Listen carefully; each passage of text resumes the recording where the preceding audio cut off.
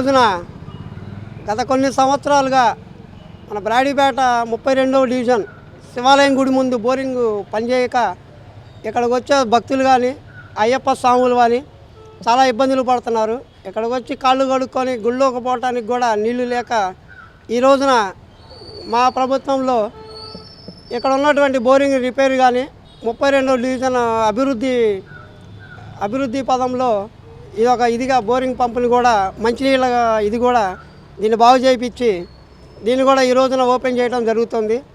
ఈ విధంగా మన గుంటూరు నగరపాలక సంస్థ వారు మేయర్ గారి ఆదేశాల మేరకు ఈ బోరింగ్ పంపులు కూడా చేయడం జరుగుతుంది.